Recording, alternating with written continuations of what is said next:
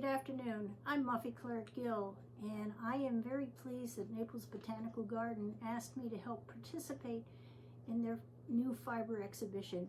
And part of what I am going to be talking about today is how I created this new piece that we've talked about, and we're going to call it Kaleidoscope Palms. And to give you an idea of the image I'm working with, this is a print of a photograph I took at the Botanical Garden. And I did this with my iPad, of all things. And there's one fun thing you can do is a kaleidoscope function. And the people at the garden, I agreed that we really liked the fun parts of all these palm fronds are actually raffia palms. Interacting with this mosaic from the Indonesian garden section of the garden. So I'm going to try to create this in 2 panels, and because I am looking at it from an Oriental aesthetic, especially a Japanese aesthetic, because I've been studying extensively Japanese art and design. And to make that even more interesting, I decided to create it on fabric like this. And this is actually part of a roll of kimono silk that I brought home with me from Japan 3 years ago. And I've been trying to figure out the longest time, what do I want to do with this silk? And in several Japanese exhibitions, I saw how they were doing batik panels with several pieces of panels this wide mounted on a rod next to each other.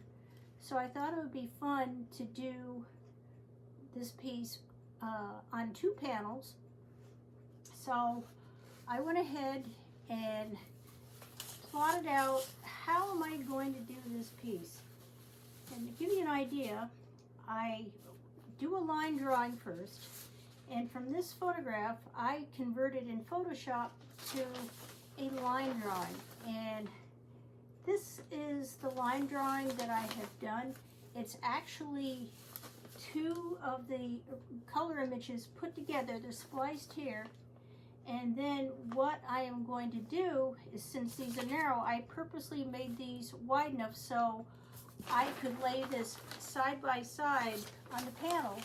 So it's actually going to be 2 panels going across this way. And I'm going to be laying this down on my light table so I can see what I'm doing. And what I will do next is lay the fabric on top. But before I get there, I am measuring out this fabric because I want to have a little bit of a Japanese air to it. So what I have done, it's kind of a Pan-Asian fusion piece. So recently I purchased some retired Japs from Indonesia, and I especially love these copper Japs because they make beautiful printing. And when you see the fabrics in fabric stores of batik prints, they're done with hand tools like this. These tools are all individually created out of little splines of copper. You can see one here because this has been used. It's a little bit bent. And then you have the handle on the back. And what you do is you dip the pad into a padded wax dish and then stamp it on the fabric. So I thought it would be fun to do this 4 times on the ends. And so I'm going to be doing it 1, 2, 3, 4.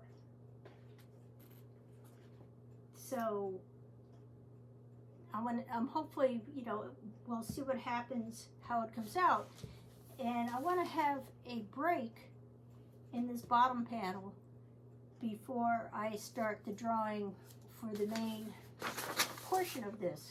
So if you think about this going this way, and then again, so it's going to be going down the 2 panels. So my job will be to draw this on the fabric, which will take a while. But I put this piece of masking tape here because that way I can go and save this area, keep it white before I apply the wax. And masking tape actually works pretty good at masking off wax from permeating the fabric too. So I thought, I'm going to try experimenting with this because this is pretty much very much of a experimental piece for me. And we're going to just take it from there and see what happens.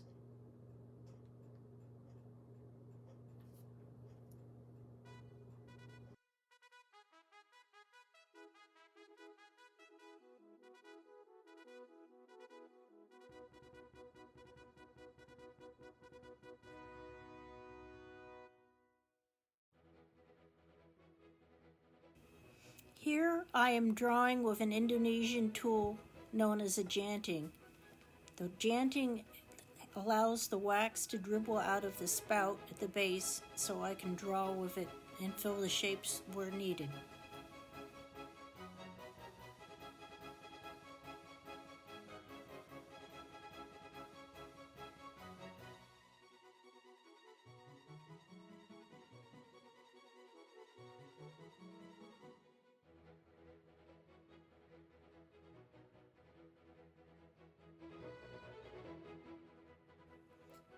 As you can see here, I've already waxed over the end panels with my jap, so I have my overall patterns established.